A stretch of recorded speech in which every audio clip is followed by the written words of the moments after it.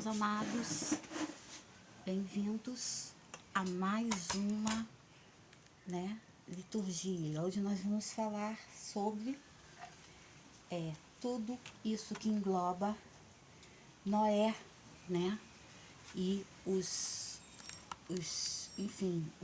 acontecimentos de Noé. Nesse sentido, nós vamos falar sobre Enoque, tá?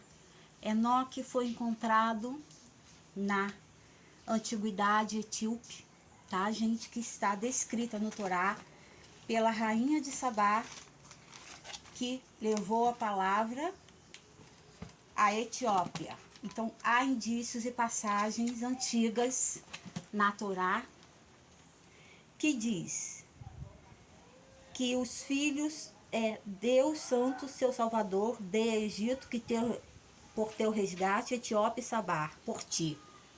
Tá, gente? No versículo 6 do Gênesis, tá?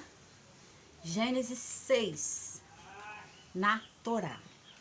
Então, nós podemos entender que a Etiópia está ligada e estes manuscritos de Gam, na Etiópia, também estão interrelacionados com os achados de Enoque, tá? O livro de Enoque de Gam diz de um povo muito antigo, do qual os gigantes faziam parte, e esses gigantes estão descritos na Torá como grandes homens que vieram, trouxeram tecnologia. Azarel significa o anjo satânico, Lúcifer, na etimologia luciferiana. Então, ele simboliza as forças das trevas, as forças do submundo.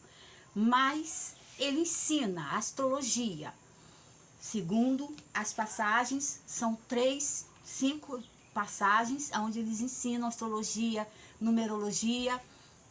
Os anjos ensinam a pintura, as joias, as pedras. Isso tem a ver com o livro de Gam na Etiópia. E aonde o povo etíope hoje continua servindo a Axim, servindo a Deus e fazendo cultos, mas com a Bíblia de Enoque. E disse que esses anjos, Enoque tem uma visão pequena que esses anjos desceriam. Uriel desce e diz para ele que existirá os reinos, os anjos decaídos, e que eles virão e popularão a terra e trarão os dragões, que na palavra do Torá são denominados dragões. Começava a cuspir fogo e fazer maldades com seres humanos. Muitas maldades. Segundo Enoque, Enoque sobe, ele é elevado no Gênesis 6 da Torá, ele é arrebatado, ele sobe, ele some sem deixar pistas, assim como Elias e assim como Yeshua, Jesus. Elias tinha um poder forte, uma capa, segundo os manuscritos deixados na Etiópia. Ele tinha uma capa poderosa. E ele voou numa carruagem de fogo, que muitos estão denominando como uma espaçonave, tá? Do céu desceram várias forças, e essas forças eram como cristais. Eles eram luminosos, tinham muita luz, mas eles eram os filhos das sombras. Então eles ensinaram tudo o que não podia ser ensinado aos seres humanos. O que os seres humanos não tinham capacidade. E aí, Enoque vem a falecer. Lameque tem Noé, que é o filho de Enoque. E Enoque nasce numa posição diferente. Enoque nasce branco, pálido e com os cabelos de lã. E o pai de Enoque, Lameque, não o reconhece de imediato. Então isso traz uma grande distinção a essa situação. Ou seja, Enoque passa a não ser mais visto, mas a etimologia passa a ser do filho dele, Noé. Noé então é diferente, muito fisicamente, de Lameque, seu pai.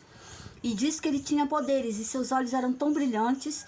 E Deus fala a ele, envia um anjo que fala a ele e diz para ele construir uma arca. Ele constrói uma arca e 40 dias chove o dilúvio. No 7º mês, dentro do dilúvio, ele permanece. Solta um pombo, o pombo volta. Ele solta depois um corvo, segundo a Torá. E o corvo volta, o corvo não volta mais. Então ele sabia que no Monte Ararat, na Armênia, onde hoje há uma cápsula, né, segundo também restauração desses manuscritos, a pirâmide indo para o Egito, voltando um pouquinho para Enoque.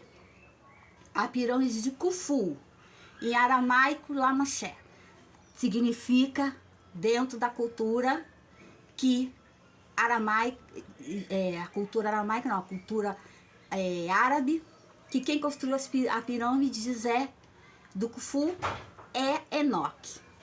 E aí tem um compartimento poderoso, hoje descoberto, além daqueles compartimentos todos, foram descobertos mais compartimentos. E tem a ver com a nova geração de Enoque. E, voltando a Noé, existe a linguagem, né, que foi encontrada, que é uma linguagem antiga, que não era o Gamer, que foi descrito na Etíope, mas é outra linguagem, né, que nós temos aqui na Torá, que é a linguagem hebraica, ou seja, o que aconteceu foi uma linguagem que não foi a linguagem correta, foi Severius, era a linguagem hebraica e não aramaica, descrita na Babilônia, que aí vem depois de Enoque. Então, Serverim, que é a linguagem descrita. Então, no 7º mês, duram-se 365 dias, um ano, na dilúvio, até que as águas descessem totalmente. E aí Enoque tem os seus 3 filhos, Cã, Jefé e outro, Rem. Cã vê a nudez dele, ele se embebeda, depois Deus dá os códigos para ele, diz que faz uma aliança com ele, que é a aliança do